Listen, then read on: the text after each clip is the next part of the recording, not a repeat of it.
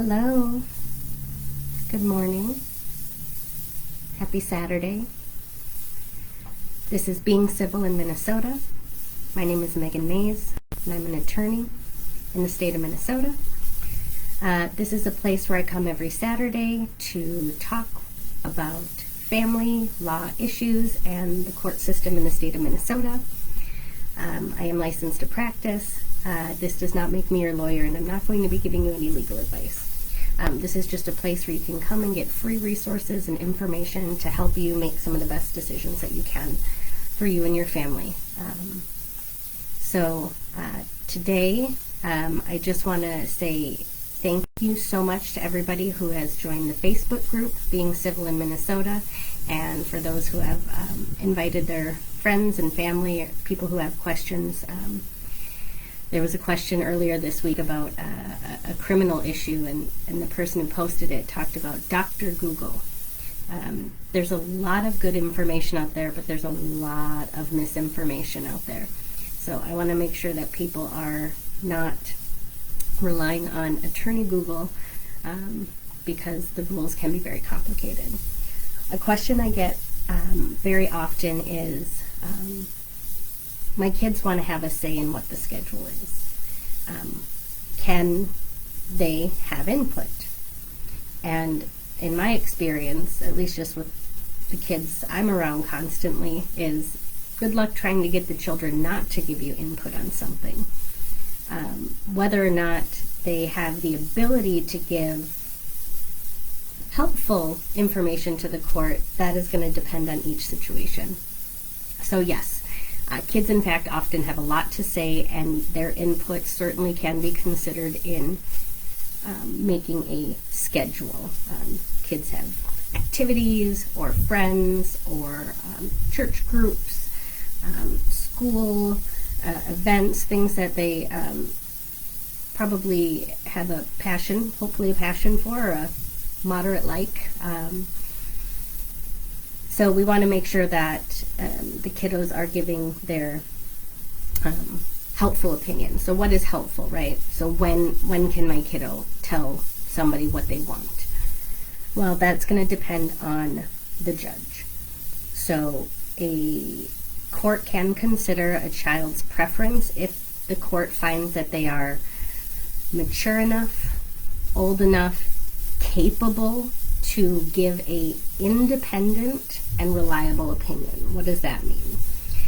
Well, again, that depends on the judge. But generally speaking, what that means is the child thinking about their best interests? Are they being influenced in any way out of bribery, fear, some other reason?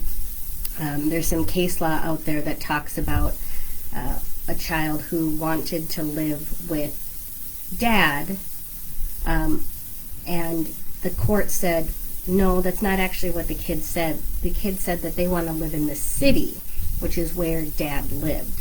That is not the same thing as having a preference for, one parent. That is a preference for the location. So how old does a child have to be? Again, the case law out there kind of varies. I've seen cases where they've said children 4, 6, and 7 are just too young, not mature enough to have sort of that information that may not be, a little bit undeveloped or not really fully thought out yet. All right, so a judge will decide. Older teens, in my experience, will typically have an opportunity to assert their preference. I'll have clients sometimes say, hey, will you talk to my child? And my initial thought is that is not where this needs to go immediately, but certainly we want to make sure that in a healthy way that preference can be heard.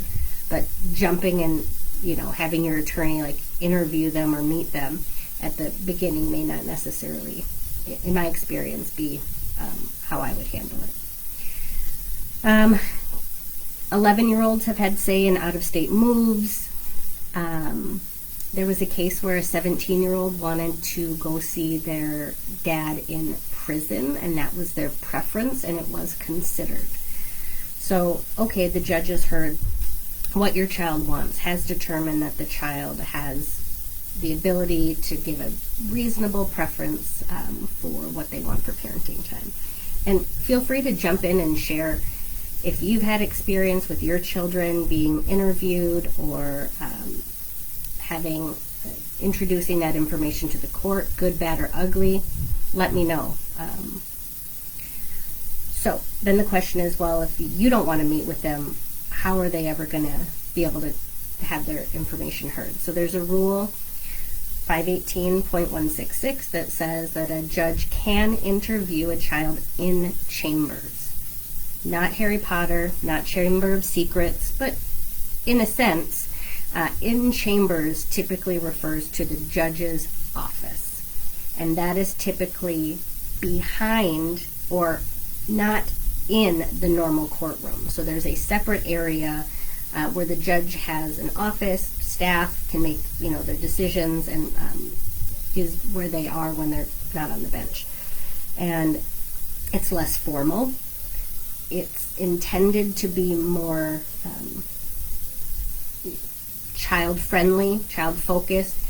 Sometimes the judges don't wear their robes. Sometimes, they'll talk about video games, building a rapport and just trying to, determine, is this child going to be able to give me the information that will inform or help inform my decision.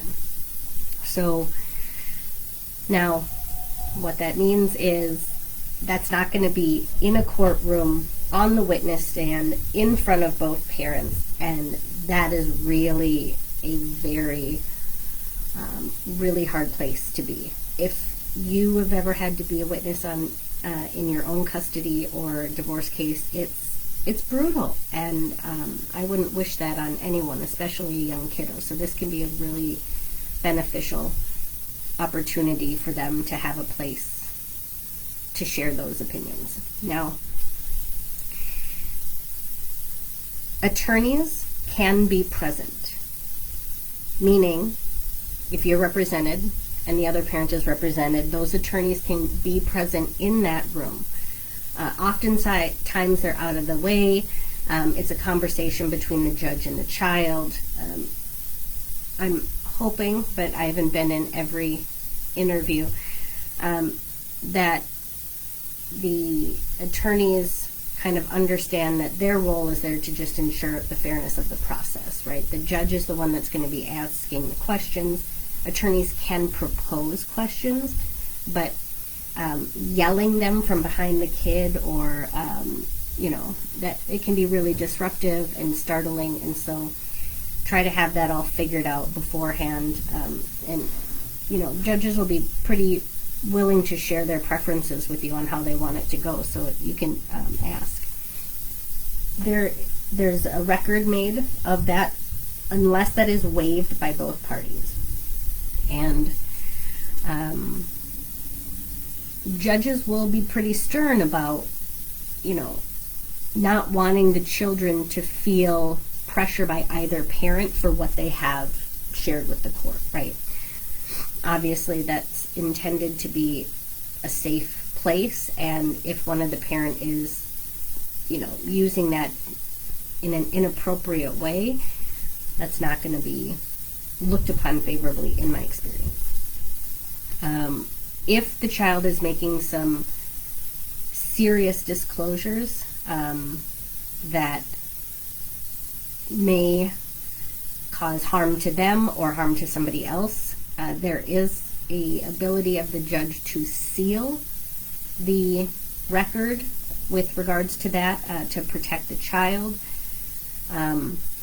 You're going to run into, some kind of making sure that everybody's on the same page for that, because that can create issues in and of itself. And then there is the need to be understood that just because your child has a reasonable preference is determined to be old enough to give that preference, and the judge has considered it.